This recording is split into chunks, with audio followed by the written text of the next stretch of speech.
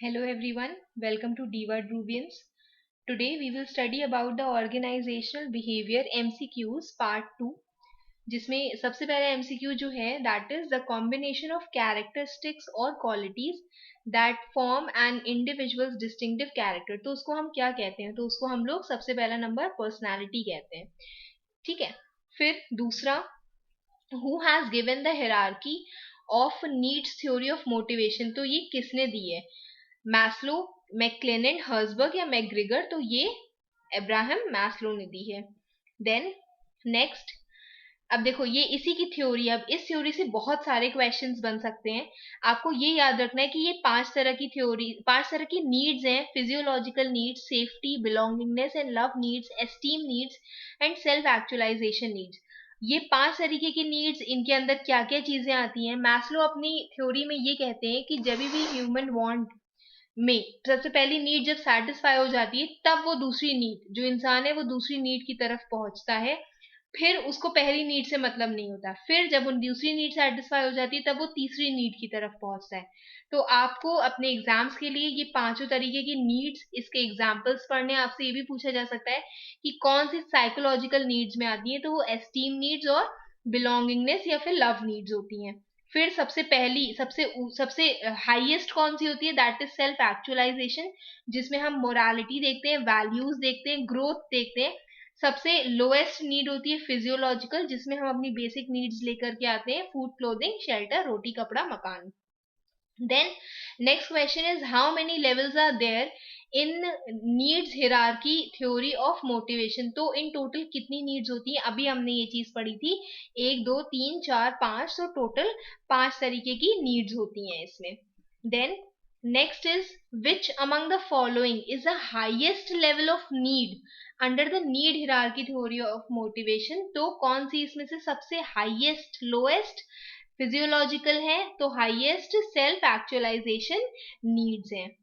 फिर next question, X Y theory of was introduced by whom? तो X Y theory was introduced by McGregor. ठीक है. X theory जिसमें workers जो होते हैं वो they are suppose to be directed by the manager. और वाई थ्योरी क्या कहती है? वो ये कहती है कि मैनेजर, जो वर्कर्स होते हैं वो बहुत अच्छे होते हैं, अपने मन से काम करना पसंद करते हैं. अब नेक्स्ट क्वेश्चन पूछा गया है which of the following is a feature of McGregor's theory X. X theory का आपको इसमें से एक एग्जाम्पल बताना है. वर्कर्स एंजॉय रिस्पॉन्सिबिलिटी, नहीं, ये वाई थ्योरी में होता है. Workers view physical and mental effort as a natural part of work, ये भी वाई थ्योरी में होता है. Workers like to show initiative, नहीं, ये भी वाई थ्योरी में होता है. एक्स थ्योरी में workers like to be directed. Worker, X theory के अकॉर्डिंग वर्कर्स आर लेजी, वो अपने अकॉर्डिंग काम नहीं करेंगे. अगर मैनेजर्स को उनको काम कराना है तो वो उनको पनिशमेंट और रिवॉर्ड का गेम भी खेलना पड़ेगा. तो it will be answer number D. और उसके बाद हम लोग मूव करते हैं हर्सबर्ग्स की मोटिवेशन हाइजीन थ्योरी में. आपको सारी थ्योरीज के नेम प्लस किसने दी थी ये भी आपको याद होना चाहिए. हर्सबर्ग की मोटिवेशन हाइजीन थ्योरी को हम 2 फैक्टर थ्योरी भी बोलते हैं, जिसमें सबसे पहले आते हैं हाइजीन फैक्टर्स, जो एक तरीके के डिससैटिस्फायर्स होते हैं. जैसे हो गया मनी, पे, status, security, working conditions, fringe benefits, जो भी एक्स्ट्रा बेनिफिट्स उनको मिलते हैं, पॉलिसीज और एडमिन प्रैक्टिसेस, और इंटरपर्सनल रिलेशनशिप्स. ये सारे मेरे हाइजीन फैक्टर्स में आते हैं. इनके बढ़ने से हमें कोई मतलब नहीं, लेकिन अगर ये घटे तो एम्प्लॉय के लिए एक डिससैटिस्फायर के जैसे काम करेंगे.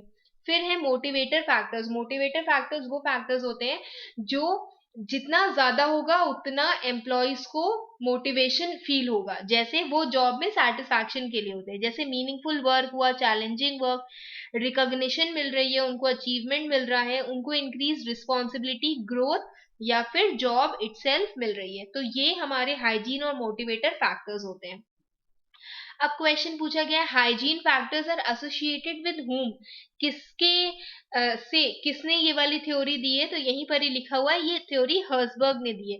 तो hygiene factors are related to Frederick Herzberg theory.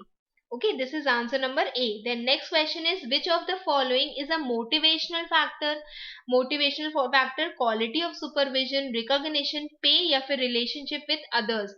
तो motivation factor जो job में satisfaction को बढ़ाता है, तो this is B, that is recognition. Then, according to the two-factor theory of proposed by Herzberg, which of the following is considered a hygiene factor? अब इन चारों में से hygiene factor कौन सा है? Promotional opportunities, quality for supervision, achievement या फिर recognition. तो कौन सा पूछा गया इसमें? Hygiene factor. तो this is quality of supervision. बाकी सारे जो हैं वो मेरे मोटिवेशनल फैक्टर्स हैं. ठीक है. Then Vroom's expectancy theory. अब ये व्रूम्स एक्सपेक्टेंसी थ्योरी थोड़ी सी अतरंगी किस्म की थ्योरी है. वो ये कहती है, देखो, this theory assumes that behaviour result from conscious choices among alternatives. इंसान अपने पूरे दिमाग से कुछ चॉइसेस लेता है जिनका जो पर्पस होता है वो मैक्सिमाइज करना होता है टू प्लेजर और कम करना होता है पेन को. इसका मतलब है व्रूम ये रियलाइज करते हैं कि एम्प्लॉय की जो परफॉर्मेंस है उनके अपने इंडिविजुअल फैक्टर पे बेस्ड होती है. इंडिविजुअल फैक्टर्स में जैसे पर्सनालिटी, स्किल्स, नॉलेज, एक्सपीरियंस और एबिलिटीज आता है. अब देखो, इसमें तीन चीजें बोली गई हैं. एक्सपेक्टेंसी, सबसे पहले एक्सपेक्टेंसी में क्या होता है? एफर्ट. ठीक है. Expectancy is equal to effort. इसका मतलब है कि एक पर्सन है वो खुद से पूछ रहा है, can I hit my target if I work hard. कि क्या अगर मैंने बहुत ही ज्यादा एफर्ट्स लिए, क्या मैं ये एक्सपेक्ट कर सकता हूँ कि अगर मैं एफर्ट लूंगा तो मुझे बहुत ज्यादा उस पर बेनिफिट मिलेगा. देन इंस्ट्रूमेंटालिटी, जो एक्चुअल परफॉर्मेंस होता है कि अगर मैंने टारगेट्स को हिट किया तो क्या उसके लिए मुझे रिवॉर्ड मिलेगा. And last is valence. Valence होता है एक्चुअल में एक रिवॉर्ड जो ये कहता है कि do I find the rewards desirable. इसको जो अगर आप इसका डायग्राम बना लोगे अपने पास, तो at least you will remember this. देखो, वेलेंस सबसे पहला पॉइंट जो है उसमें दिया हुआ है वेलेंस. याद रखना बस ये सारी चीजें, हो सकता है कि आपसे इन जनरल पूछ लिया जाए. वेलेंस का मतलब क्या होता है? द वैल्यू और strength one places on a particular outcome. कि हम अगर ये बोल रहे हैं कि हमें इतना अवार्ड मिलेगा, ठीक है, या इतना हमें रिवॉर्ड मिलेगा, तो हम एक पर्टिकुलर काम को उतनी इंपॉर्टेंस दे रहे हैं जो हम लोग एक पर्टिकुलर आउटकम पे लगा रहे हैं, उतना हम उसको इंपॉर्टेंस दे रहे हैं. That is known as valence. दूसरा इसमें दिया हुआ है instrumentality. That means the believe that the performance is related to rewards. यहाँ पर क्या है? एक्सपेक्टेशन. एक्सपेक्टेंसी क्या कहती है? एक्सपेक्टेंसी कहती है कि जितना हम एफर्ट लेंगे उतना हमें परफॉर्मेंस मेरी अच्छी होगी. इंस्ट्रूमेंटालिटी क्या कहती है कि जितना हम परफॉर्मेंस अच्छी होगी उतना अच्छा मुझे रिवॉर्ड मिलेगा.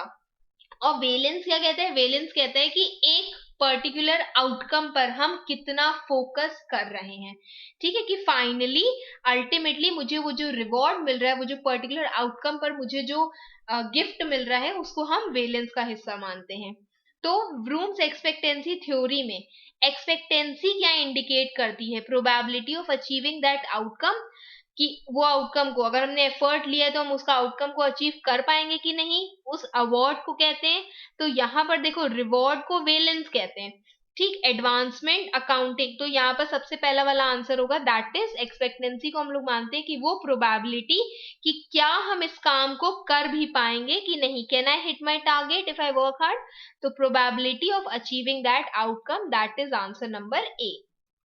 फिर next is Vroom's expectancy model of motivation is based on the concept of. उसमें कौन से तीन कॉन्सेप्ट हैं? वेलेंस है, एक्सपेक्टेंसी है, इंस्ट्रूमेंटालिटी है, या सब है? तो ऑब्वियसली सब है. Okay, I hope you have understood this much. कुछ नहीं समझ में आया तो पूछ लेना. And keep preparing for your exams. Best wishes. Thank you.